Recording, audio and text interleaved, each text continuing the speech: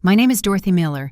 I'm 68 years old, and I just did something that 5 years ago, when my husband George was still alive, I never thought I'd have the courage to do. Imagine selling everything you've worked for your entire life to buy your only son a $500,000 house, only to receive a text message that said, "Don't come to our house anymore. Jessica doesn't want to babysit an old lady." The pain of those words still burns, but what happened next changed everything. When Brian and Jessica returned from their 3-week vacation, their key wouldn't open the door to their house. And the person who answered? It wasn't the broken woman they expected to see. If you're watching this, please subscribe and let me know where you are watching from. This is the story of how I took my life back. Standing in my empty little house in Thunderbolt, Georgia, I ran my fingers along the bare walls where our family photos once hung. George's voice echoed in my memory.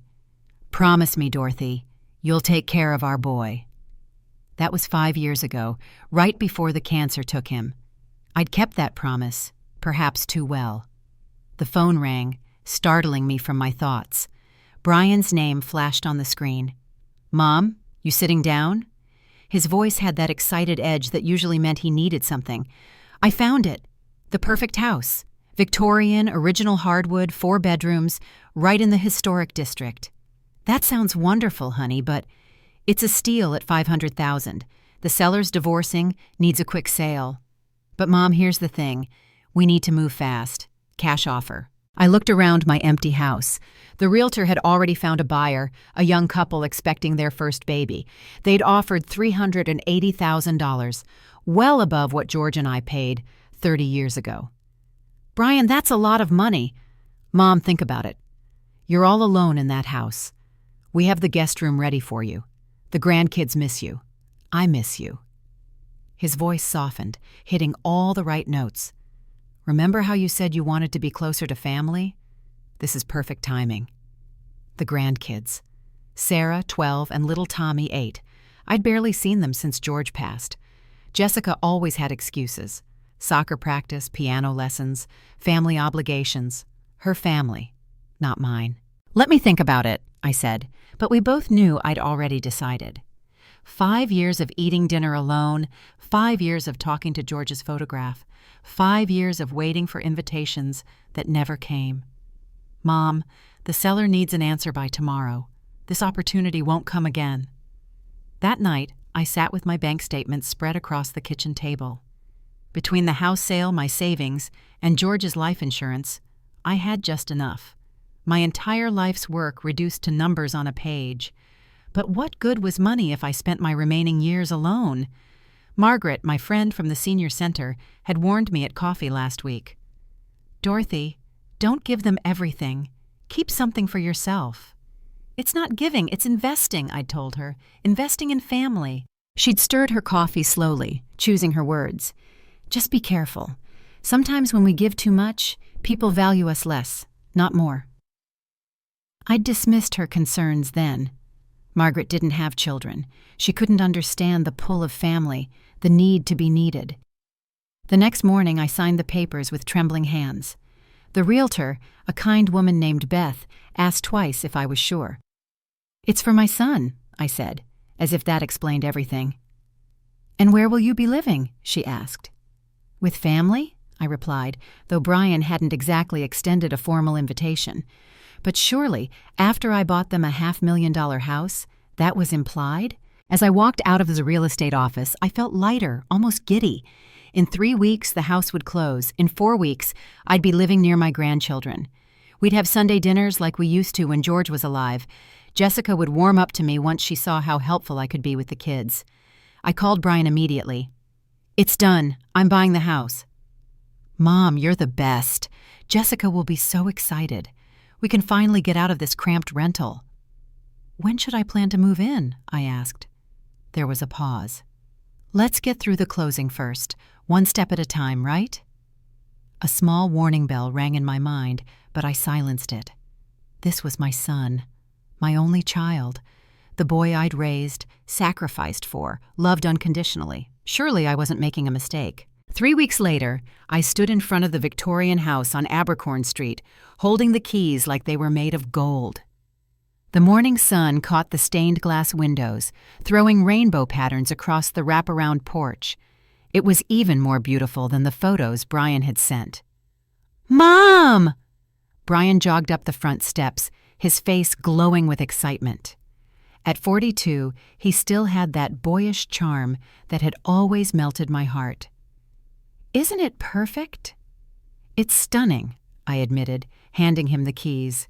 "Your father would have loved the craftsmanship." For a moment, Brian's face softened.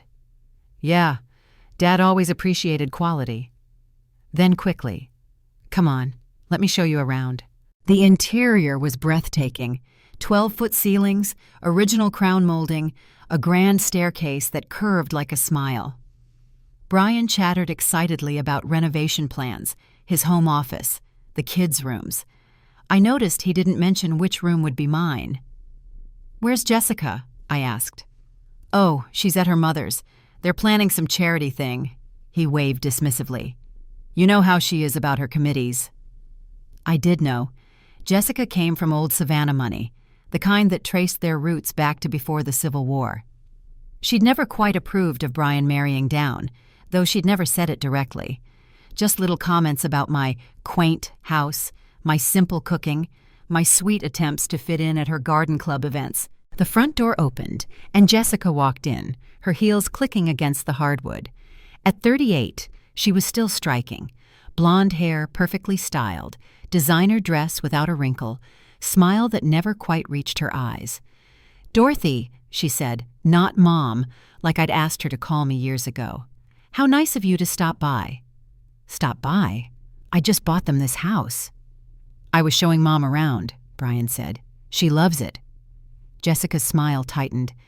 "Well, I hope you understand we'll need time to settle in before we can accommodate visitors." "Of course," I said, though my stomach twisted. "I was thinking maybe I could help with the move. I could watch the kids while you—" "That won't be necessary. I've hired professionals." She turned to Brian. "Darling, did you tell your mother about the boundaries we discussed?" Brian shifted uncomfortably. "Jess, maybe now isn't—" "No time like the present." Jessica faced me directly. "Dorothy, we appreciate everything you've done, but we need to establish healthy boundaries. This is our home, our family space. I'm sure you understand." The words hit like cold water. "But I thought, Brian said there was a guest room." "The guest room is for guests," Jessica said smoothly. "We wouldn't want to impose on your independence. A woman your age needs her own space, don't you think?" I looked at Brian, waiting for him to correct her, to remind her that this had all been his idea. He studied his shoes. "Where exactly did you think I'd be living?" My voice came out smaller than intended. Jessica laughed, a tinkling sound like breaking glass.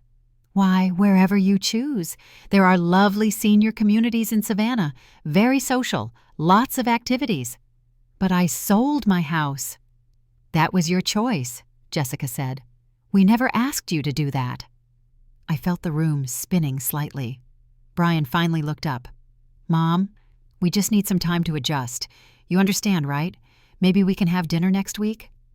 As I walked back to my car, I heard Jessica through the open window. "Honestly, Brian, what did she expect? That we'd take care of her like a child?" "She's my mother, Jess. And I'm your wife. We discussed this. The plan, remember?" I know. Phase 1 complete, right?" "Exactly. Now call that contractor. If we're flipping this in 6 months, we need to start renovations immediately." My hand froze on the car door handle. Flipping? 6 months? But I couldn't have heard that right. This was their dream home. Brian had said so. I drove to the small motel where I'd been staying since my house closed, my mind reeling. Surely I'd misunderstood. Brian would call soon, apologize for Jessica's coldness, invite me for dinner with the grandkids. Everything would work out. It had to. Saturday morning arrived with unusual warmth for March in Savannah. I'd spent the week in my motel room waiting for Brian's call. Finally, I decided to take action. Today was their housewarming party. Brian had mentioned it weeks ago. Surely my invitation had just been lost in the move's chaos. I stood in the tiny motel kitchenette, carefully frosting the German chocolate cake I'd made. George's mother's recipe, the one Brian always requested for his birthdays. My hands were steady despite the arthritis that had been acting up. This cake would be my peace offering, my way back into their lives. I'd bought a new dress for the occasion, soft blue, the color Brian said brought out my eyes. Looking in the mirror, I tried to see myself through Jessica's eyes. Yes, I was 68. Yes, I had wrinkles and gray hair I refused to dye. But I was healthy, capable, full of love to give. Wasn't that enough? My phone buzzed as I was loading the cake carrier into my car. A text from Brian. I sat down on the motel bed to read it, expecting directions or a request to pick up ice. Instead, the words blurred as tears filled my eyes. Mom, don't come today. Jessica doesn't want you at the party. She says she doesn't want to babysit an old lady in front of her friends. It's better this way. We'll talk later. The cake carrier slipped from my hands, hitting the floor with a dull thud. Chocolate frosting smeared across the cheap carpet. I stared at the mess, unable to move, unable to breathe properly. Babysit?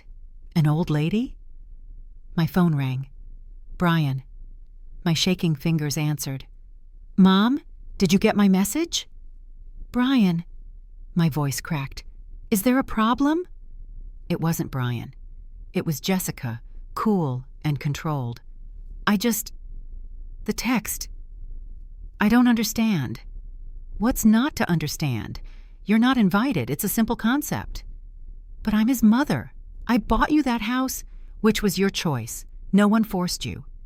Honestly, Dorothy, this clingy behavior is exactly why we need boundaries. It's embarrassing.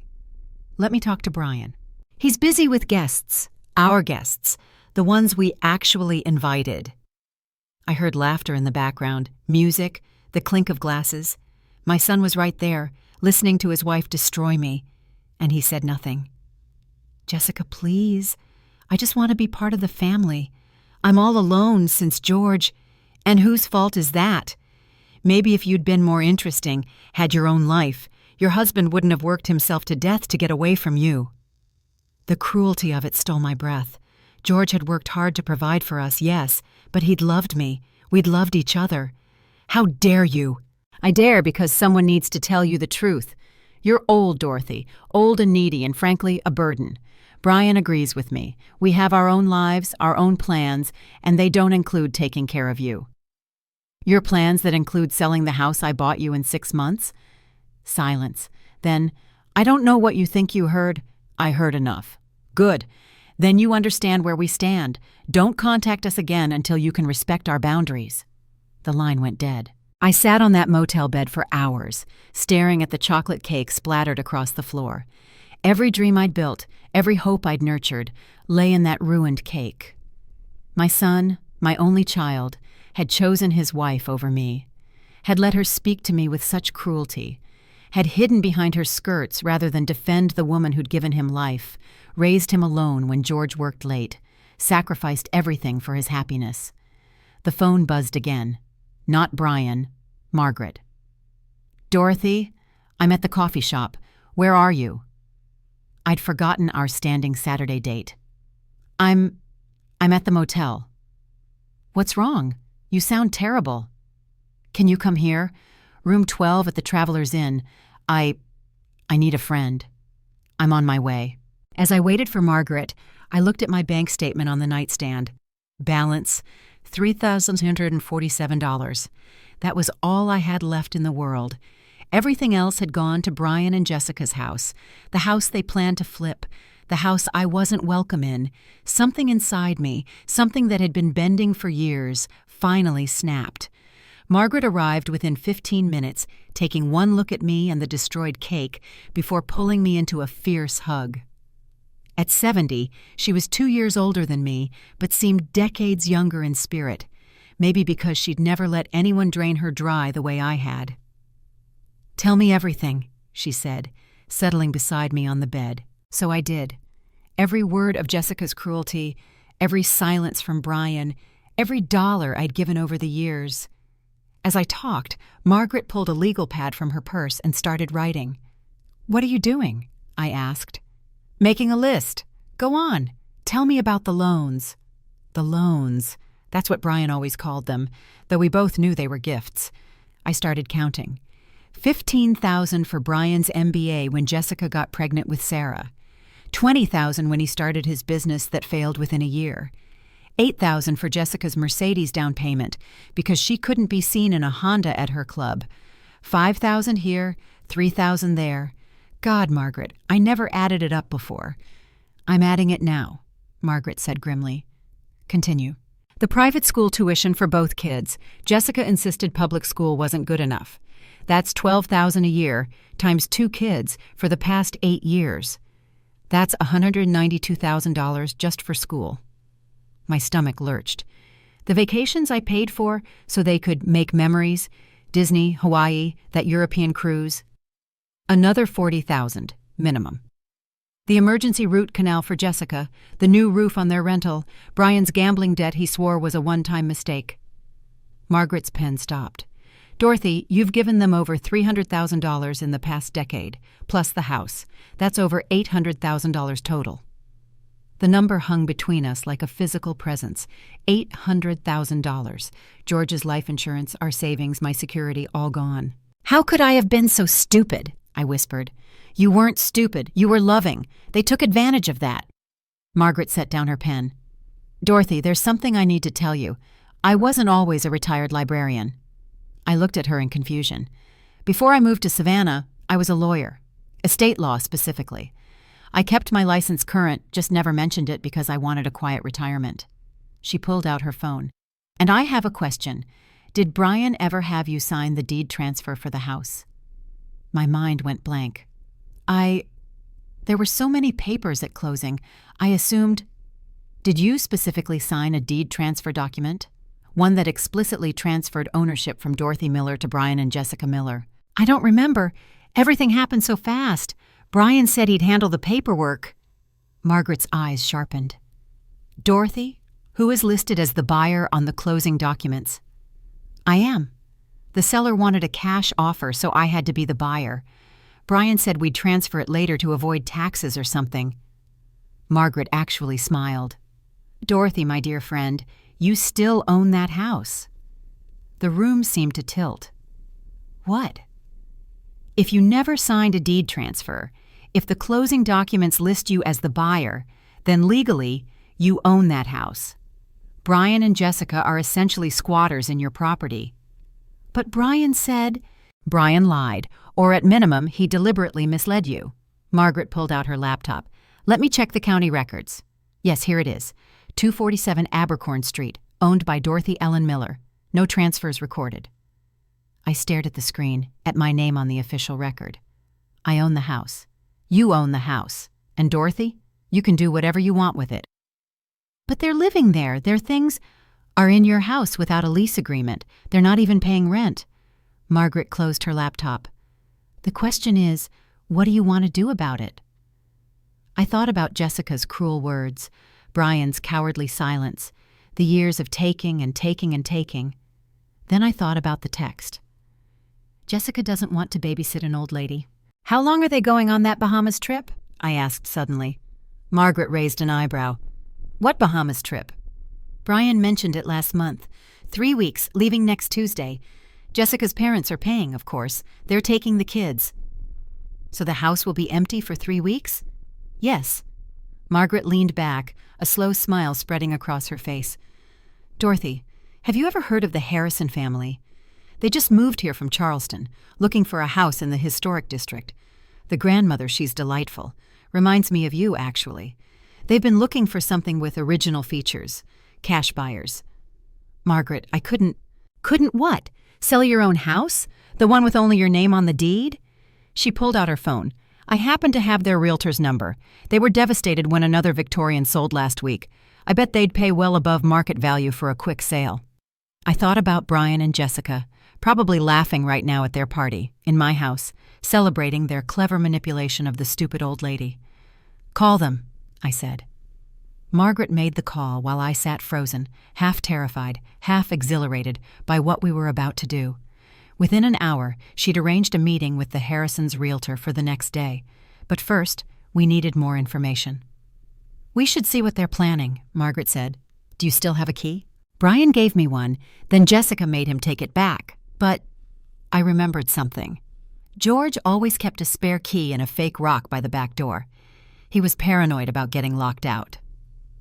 That evening, while Brian and Jessica attended another charity event, Jessica had posted about it on Facebook, of course, Margaret and I drove to my house. My house. The words still felt foreign. The fake rock was exactly where George would have placed it, by the basement door. Inside, the house was transformed. Jessica had already redecorated, replacing everything with cold, modern furniture that clashed with the Victorian charm. My heart ached, seeing what they'd done to the beautiful hardwood floors, covered with stark white rugs. "Look at this," Margaret whispered from the study. Brian's laptop was open on the desk, logged into his email. Right there on the screen was a message thread with the subject line, "Victorian flip, projected timeline." I read with growing horror. "Jess, contractor says we can start demo in 2 weeks. Should have Mom completely out of the picture by then. Once we're back from Bahamas, we'll tell her we need space to work on our marriage or something. She'll buy it. List with Reynolds Realty in September. Should clear $250K profit minimum." B. The response from Jessica. "Perfect. Your mother won't fight back. She never does. Honestly, the old fool probably thinks she's buying our love. Pathetic. Make sure she doesn't keep any copies of the closing docs." There were more emails, plans to gut the kitchen, tear out walls, destroy everything that made the house special. And worse, emails about me, mocking my clothes, my cooking, my desperation to be loved. Jessica had forwarded photos from last Christmas to her friends with cruel comments about the pathetic old lady trying to buy her way into the family. "Dorothy," Margaret said gently, "you need to see this too." She'd found a folder labeled Mom's Finances. Inside were documents, copies of my bank statements Brian must have taken from my house, estimates of George's life insurance, calculations of how much more they could extract from me before I was completely broke. One document was titled Endgame. It outlined their plan. Get the house, flip it, use the profits to buy a better house in Jessica's parents' neighborhood. When I was completely destitute, they'd put me in the cheapest nursing home they could find. "Medicare will cover it," Brian had written. "We'll visit once a month to keep up appearances." I sank into the desk chair, my legs unable to hold me. My own son.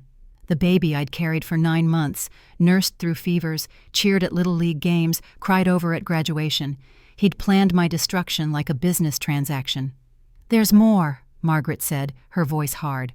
"Look at this." She'd opened another email thread. This one was between Jessica and someone named Marcus, apparently an old boyfriend.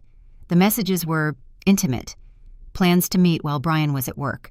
Photos that made me blush and look away. "She's cheating on him," I breathed, "for at least 6 months based on these dates." Margaret took photos with her phone. "This might be useful." "I don't want to destroy my son. Your son was planning to destroy you, Dorothy. Literally. Look at this last email. It was from Brian to a friend. Once Mom's money is gone, she'll probably die within a year. Old people always do when they lose everything. Problem solved. Problem solved. My death would be their problem solved. Something inside me hardened into steel. Take pictures of everything. We documented it all. The emails, the financial planning, the affair, the cruel messages. Then Margaret found something else. "Dorothy, look. They've already contacted a contractor. Demo is scheduled for April 15th, while they're in the Bahamas." "But that's in 5 days. Which means if we're going to act, we need to do it now." Margaret pulled out her phone. "I'm calling Tom Harrison. They're lovely people, Dorothy. 3 generations planning to live together. The grandmother, Ellen, she's widowed too. Lost her husband last year. They want a house where the whole family can be together, where Ellen will never be alone. Everything they were that Brian and Jessica weren't." "Make the call," I said. As Margaret spoke to the realtor, I walked through my house one last time. In what would have been my room, the basement Jessica had designated, I found boxes of my things from my old house, photos of George, his father's watch, my mother's china, things Brian had said he'd keep safe for me, shoved in a damp basement corner like garbage. I picked up a photo of Brian at 5 years old, grinning toothlessly at the camera, wearing the Superman cape I'd sewn for him. Where had that sweet boy gone? When had he become this stranger who could plan his mother's demise over email? "Dorothy?" Margaret appeared in the doorway. The Harrisons want to see the house tomorrow. They're prepared to offer $650,000 cash, closing immediately. $150,000 more than I'd paid. Enough to start over, to live comfortably, to never depend on anyone again. Tell them yes. I know some of you watching might think I'm being too harsh, but let me ask you something. If your own child planned your destruction, counted down to your death like it was a business milestone, what would you do? I spent 42 years putting Brian first, making excuses for him, believing that love meant endless sacrifice. But love isn't supposed to leave you homeless and heartbroken. If you understand my pain, please hit that subscribe button and share your thoughts below. Have you ever discovered that someone you loved was plotting against you? How did you handle it? Let me know in the comments. And now, let me tell you what happened when I met the family who would buy my house. The next morning, I met the Harrison family at Margaret's office. She'd kept a small space downtown for occasions like this. Tom and Patricia Harrison were in their 40s, warm and welcoming. Their teenage children, David and Emma, stood politely while their grandmother, Ellen, immediately took my hands in hers. "Mrs. Miller," Ellen said, her eyes kind behind wire-rimmed glasses. "Margaret tells me you're in a difficult situation with family." "That's one way to put it," I managed. Tom Harrison leaned forward. "We don't want to take advantage of your situation, Mrs. Miller. We're prepared to pay fair market value." $650,000, Patricia interrupted. "Cash. We can close in 3 days." "But I need you to understand," I said. "My son and his wife are currently living there. They don't know I'm selling. They think they own it." The Harrisons exchanged glances. "But Margaret says the deed is in your name only?" "It is. I have all the documentation." I pulled out the folder Margaret had helped me prepare. "They're leaving for vacation in 4 days. They'll be gone for 3 weeks." "Perfect," Tom said. "We can close while they're gone, move in immediately. But what about their belongings?" This was the part I'd struggled with all night. "I'll have everything professionally packed and put in storage. I'll pay for 3 months. After that, it's their responsibility." "More than fair," Ellen said. "More than I would do if my son treated me that way." We spent the next hour going through the paperwork. Margaret had thought of everything, the sales contract, the closing documents, even a letter to Brian and Jessica explaining the situation, to be delivered after they returned. "There's one more thing," Ellen said as we finished. "We'd like to invite you to dinner once we're settled. I understand what it's like to lose family. My daughter stopped speaking to me when I remarried after my first husband died. Said I was betraying her father's memory. It's been 10 years. "I'm sorry," I said, meaning it. "Don't be. I learned something important. Family isn't just blood. It's the people who choose to love you, who value you." She squeezed my hand. "Margaret says you're looking for an apartment?" "Yes, there's a nice complex near the river. We have a mother-in-law suite above the garage. It's completely separate, private entrance, full kitchen. We were planning to rent it out, but if you're interested—" I looked at this stranger offering me kindness my own son hadn't. I couldn't impose. "You wouldn't be. I'd love the company. Someone who understands what it's like to be our age, to have loved and lost and survived." Ellen smiled. "Plus, I hear you make an amazing German chocolate cake." Tears burned my eyes. "How did you—" "Margaret mentioned it, said it was a family recipe. I collect those, you know, stories and recipes from women who've lived real lives." Patricia added, "The rent would be very reasonable, and you'd be doing us a favor. Ellen needs friends here, and the kids would love having another grandmother figure around." Another grandmother. Not a burden, not an old lady to be hidden away, but a grandmother. "Can I think about it?" I asked. "Of course," Tom said. "Take all the time you need." After the Harrisons left, Margaret and I sat in her office, the weight of what we'd done settling over us. "Am I a terrible mother?" I asked. "No," Margaret said firmly. "You're a mother who finally chose herself. There's a difference between being loving and being a doormat, Dorothy. You crossed that line years ago. Brian will never forgive me. Brian was planning to let you die alone and penniless. What's to forgive?" She was right, but it still hurt. 42 years of loving someone doesn't just evaporate, even when they've proven themselves unworthy of that love. "I need to find an apartment," I said, trying to focus on practical matters. "What about the Harrisons' offer?" "I can't live with strangers, Margaret." They won't be strangers for long. Besides, you thought Brian and Jessica were family, and look how that turned out. She pulled out her laptop. Let me show you something. She opened Facebook, navigating to a page called Grandmas of Savannah. There were hundreds of posts, women our age sharing recipes, organizing book clubs, supporting each other through loss and loneliness. Ellen Harrison founded this group, Margaret said. She's built a whole community of women who've been where you are, abandoned, betrayed, but not broken. I scrolled through the posts. Women celebrating new jobs at 70, traveling solo at 75, starting businesses at 80, women who'd remade their lives when their families failed them. This could be you, Dorothy. This could be your new family. I thought about my empty motel room, about eating alone for the rest of my life, about dying without anyone to mourn me except maybe Margaret. Call the Harrisons, I said. Tell them I'm interested in the apartment.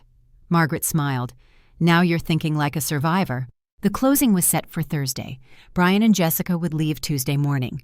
By the time they returned, their house of cards would have collapsed. I should have felt guilty. Instead, I felt something I hadn't experienced in years. Hope. The next 3 days passed in a blur of preparation. Margaret helped me open a new bank account at a different bank. Never let them know where your money is, she advised. The $650,000 from the house sale would give me security I hadn't felt since George died. I could live comfortably on the interest alone, never touching the principal. Tuesday morning, I parked across from my house at dawn, watching Brian load suitcases into their SUV. Jessica supervised from the porch, barking orders about careful handling of her luggage. The children, my grandchildren, climbed into the back seat without looking back at the house. No one mentioned me. It was as if I'd never existed in their lives. As their car disappeared around the corner, I felt the last chains of obligation snap. They were gone, and they'd taken nothing of me with them, not even a goodbye. The movers arrived at 9, efficient and professional. Margaret had hired the best, a company that specialized in delicate situations. They photographed everything before packing, documented each box, created a detailed inventory. Brian and Jessica's belongings would be stored in a climate-controlled facility, paid for 3 months in advance. More than generous, considering. While they worked, I walked through the house one final time with Ellen Harrison. She'd insisted on seeing it before closing, wanting to understand the space she'd be living in. It's beautiful, she said, running her hand along the original banister. Jessica has no taste, though. These modern pieces. She shook her head. We'll restore it to its Victorian glory. In the basement, she found the boxes of my things. Are these yours? Family photos mostly, some china, nothing valuable. Ellen opened one box, pulling out a photo of George in his Navy uniform. Handsome man. He was. Brian looks just like him. The pain of that resemblance hit fresh. Looked, I mean. I can't see George in him anymore. Children can disappoint us in ways we never imagine, Ellen said softly. My daughter accused me of betraying her father by finding love again. Said I was spitting on his grave. The man had been dead 3 years, and he'd told me himself he wanted me to be happy. She carefully returned the photo to the box. Sometimes the people we love most become strangers. How do you bear it? By remembering that their choices aren't my responsibility. I raised her with love, gave her every opportunity. What she did with that is on her, not me. Ellen smiled sadly. Took me 5 years of therapy to believe that. We climbed back upstairs, where the movers were wrapping Jessica's precious modern art pieces. One caught my eye, an abstract I'd bought them for their anniversary 2 years ago. $3,000 for something that looked like a child's finger painting. Jessica had gushed over it then. Now I knew she'd probably laughed behind my back. Mrs. Miller? The head mover approached. We found this in the master bedroom safe. It was open, and this was inside. He handed me a folder. Inside were documents. The deed to my old house, George's death certificate, our marriage certificate, and a will, my will, the one I'd written 5 years ago, leaving everything to Brian. But there was something else, a new will, dated just last month, with my signature. Except I'd never signed it. This will left everything to Brian immediately, stating I was of diminished capacity and needed full-time care. Margaret, I called.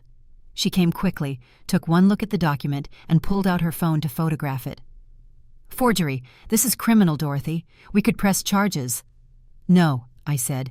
I just want to be done with them. But I kept the folder. Evidence. if I ever needed it. The closing happened at 2 o'clock. Quick, efficient, final. The Harrisons were gracious, insisting on paying an extra $10,000 for immediate occupancy, even though I told them it wasn't necessary. "Consider it karma," Tom said. "Good things should happen to good people." That evening, I stood in my new apartment above the Harrisons' garage. It was small but perfect. 1 bedroom, a living room with a view of the river, a kitchen with enough space for my mother's china. Ellen had already stocked the refrigerator, left fresh flowers on the table, and a note. "Welcome home." Home.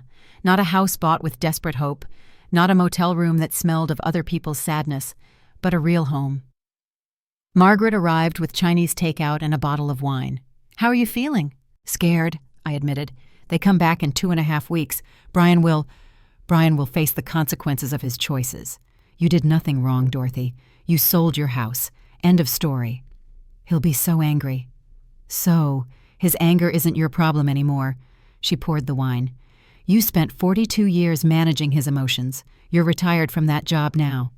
We ate in comfortable silence, watching the sunset over the river. Tomorrow, I'd start my new life. Join Ellen's book club, maybe take that pottery class at the senior center, definitely bake that German chocolate cake for the Harrisons.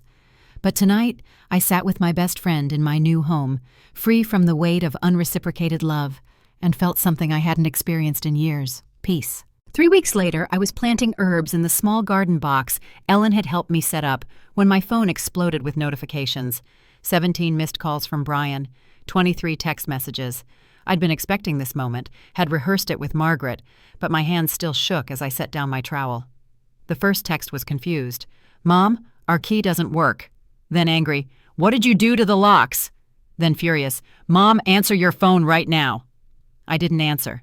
Instead, I walked downstairs where the Harrisons were having lunch on their beautiful wraparound porch. Ellen looked up from her salad. "They're back?" I nodded. "Would you like us to come with you?" Tom offered. "No, but thank you. This is something I need to do myself." I drove to my old house, their old house, my new house that was no longer mine, but had never really been theirs. Quite a tangle, but Margaret had assured me the law was clear. Brian's SUV was parked haphazardly at the curb, still packed with luggage. Jessica stood on the porch, jabbing at the doorbell while Brian tried to peer through the windows. Their children sat on the steps, looking confused and tired. I parked across the street and took a deep breath. I was wearing my good dress, the blue one, with my grandmother's pearl necklace.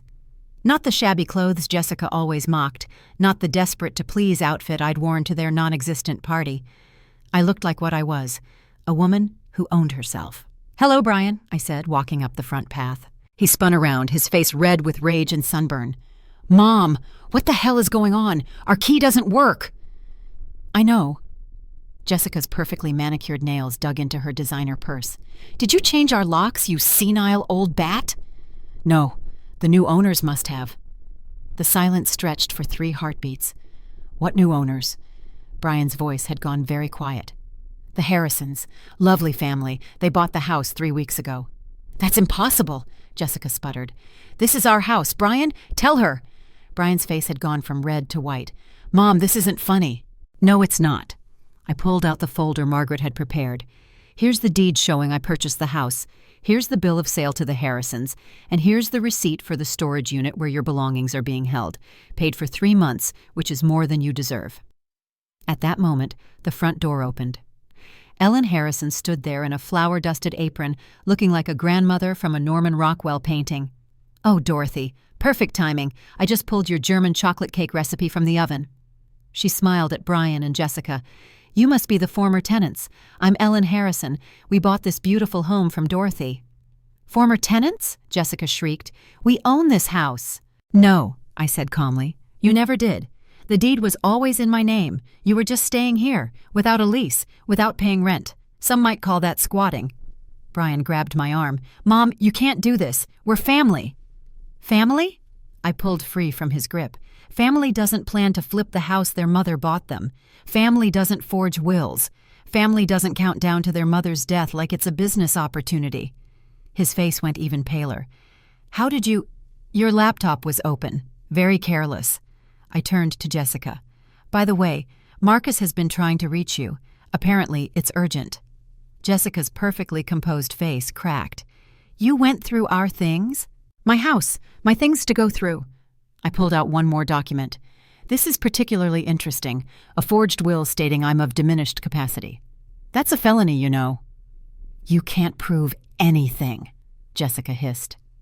Tom Harrison stepped out onto the porch, his phone in hand. Actually, she can. We've been recording this entire conversation. Georgia is a one-party consent state for recordings. He smiled pleasantly. I'm a retired prosecutor. Old habits. Brian sank onto the porch steps, his head in his hands. Mom, please, the kids who you told I was too old and embarrassing to be around? Those kids? I looked at Sarah and Tommy, who were watching with wide eyes. I'm sorry, loves, but your parents made choices, and choices have consequences. Where are we supposed to go? Brian asked, his voice broken. Jessica's parents have that big house in Ardsley Park. I'm sure they'll be happy to help their daughter. I pulled out the storage unit key. Unit 47 at Secure Store on Victory Drive. Everything's there. Jessica grabbed the key. You'll regret this, you bitter old woman. No, I said, feeling lighter than I had in years. I regret giving you everything and getting cruelty in return. I regret not seeing who you really were sooner. But this is the first thing I've done in years that I won't regret. Ellen stepped forward. Dorothy, your cake is cooling. Would you like to come in? We're having a little celebration dinner tonight. That sounds wonderful, I said, not looking back at my son. Wait! Brian jumped to his feet. Mom, you can't just walk away. I'm your son. I turned back slowly. Yes, you are. And that's what makes this so heartbreaking. Jessica laughed, an ugly sound. Heartbreaking? You vindictive old witch. You planned this whole thing. Actually, you planned it, I said, pulling out my phone. Would you like me to read your email about flipping the house? Or perhaps Brian's message about how I'd probably die within a year once the money was gone. Problem solved, I believe you wrote. The neighbors had started to gather, drawn by Jessica's shrieking.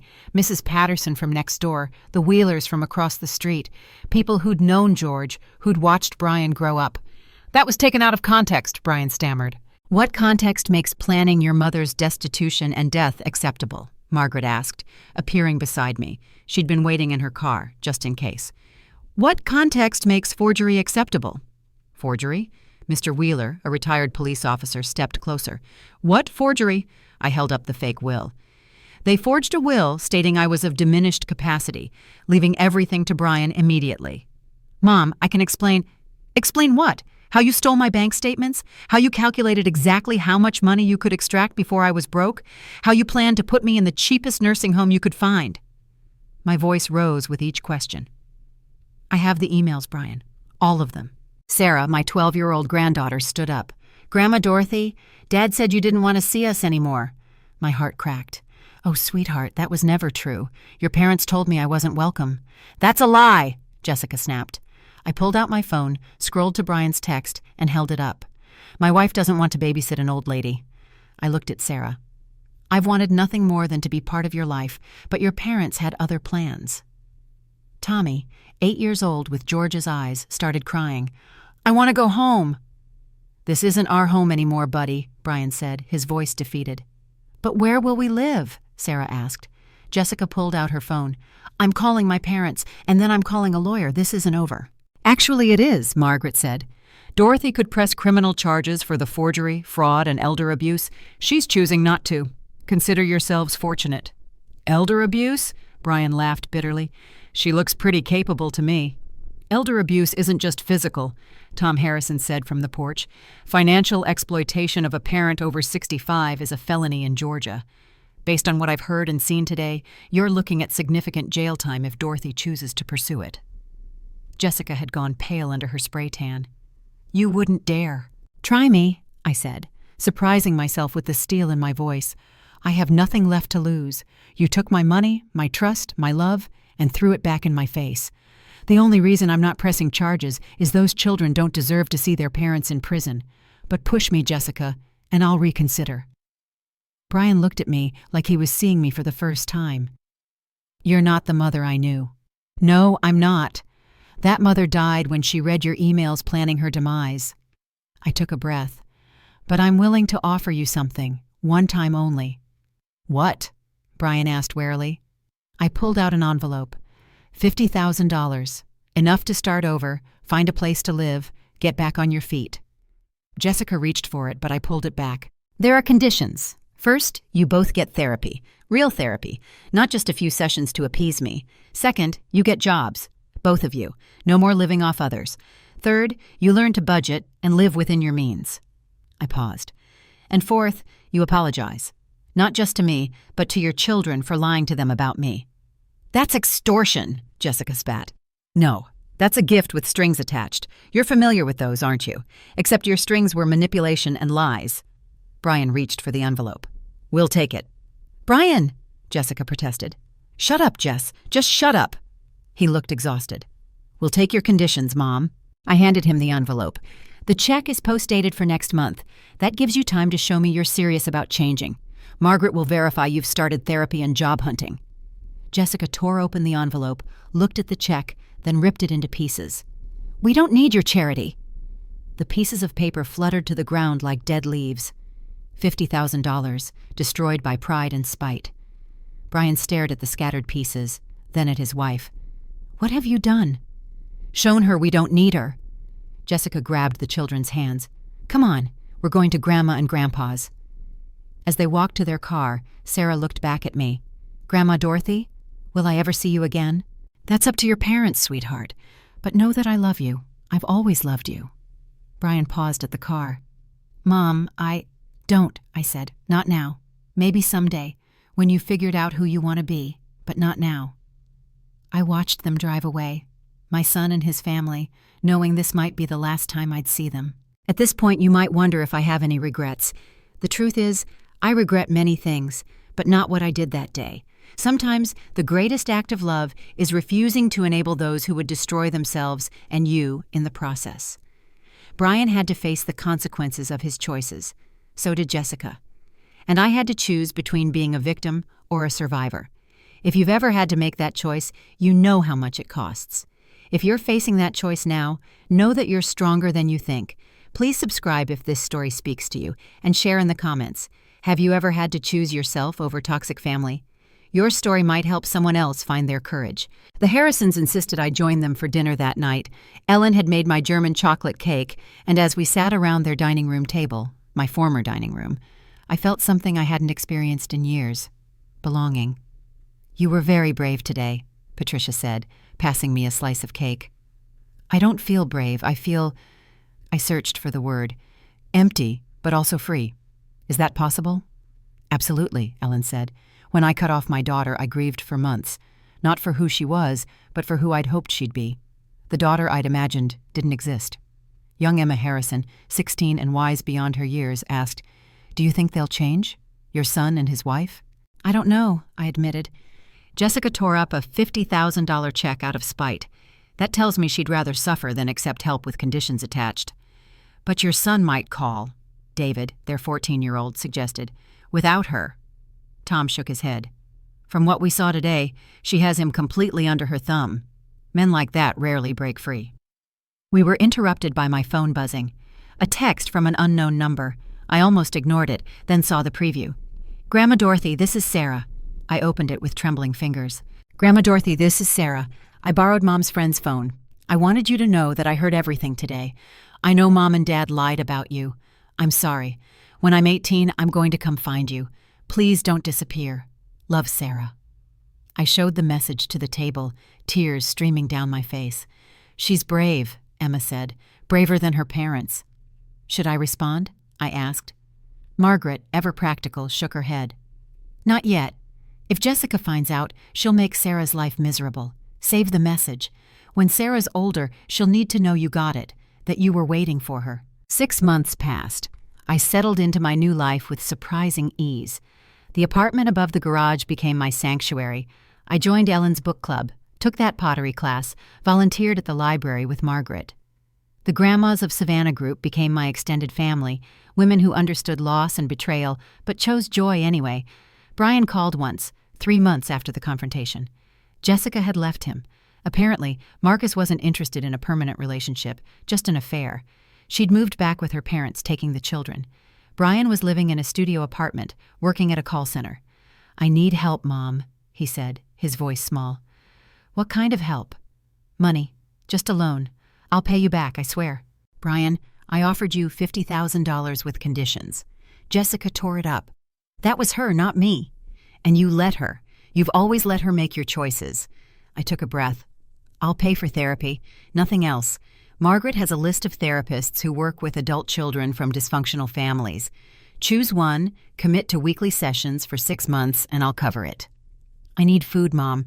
Rent." "You have a job. You'll figure it out. People do it every day." He hung up on me. But a week later, Margaret reported he'd made an appointment with Dr. Reeves, a therapist specializing in codependency. It was a start. The holidays approached, my first without even the pretense of family. Ellen must have sensed my dread because she knocked on my door the week before Thanksgiving. "We're having 17 people for dinner," she announced. "My son's family, Tom's brother's family, 3 widows from the book club, and you're not allowed to say no." "Ellen," Dorothy Miller, "you're making your German chocolate cake and my corn pudding recipe that you improved with that secret ingredient you won't tell me." "Honey butter," I admitted. "The secret is honey butter." She laughed. "See? We need each other." Thanksgiving was loud, chaotic, and wonderful. Children ran through the house, adults argued about football, and I felt George's presence, not sad, but approving. This was what family should be. After dinner, as I helped Ellen with dishes, she said quietly, "Tom and Patricia want to make the apartment arrangement permanent. They'd like to offer you a lease, a real one with tenant rights, rent control, the works. You'd never have to worry about being displaced again."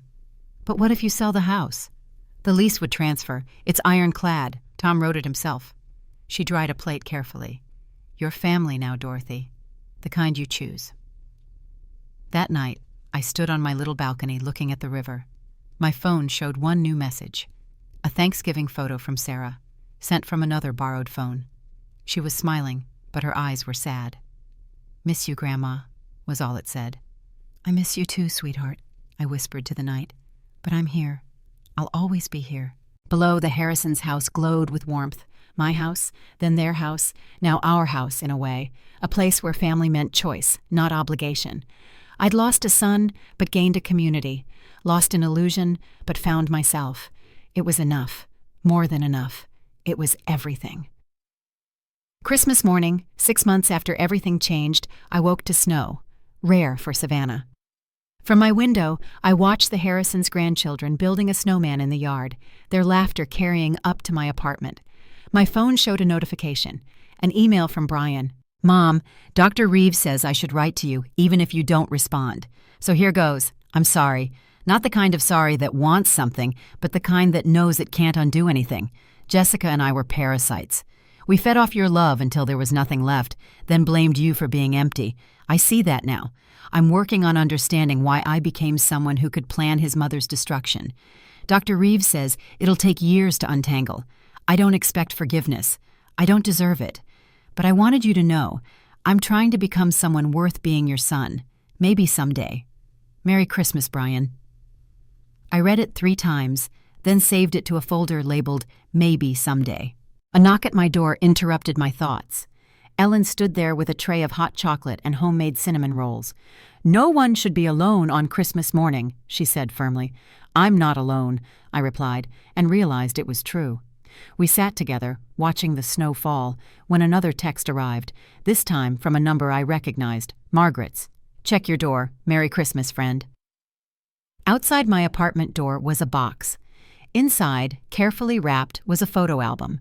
Margaret had somehow gathered pictures from the past 6 months, me at book club, laughing at Ellen's joke, teaching pottery to seniors at the center, baking with the Harrison children, sitting with the grandmas of Savannah at our weekly coffee. The last page held a single photo from Thanksgiving. I was carving turkey, surrounded by people who'd chosen to include me in their family. I looked happy. Not the desperate, please love me happiness I'd worn like armor around Brian and Jessica, but real, genuine joy. A note was tucked into the back cover.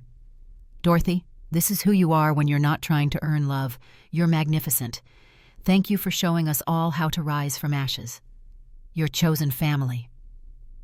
I closed the album, held it to my chest, and cried. Not from sadness, but from the overwhelming realization that in losing everything I thought I needed, I'd found everything I actually deserved. Through my window, I saw a familiar car drive slowly past. Brian's old Honda.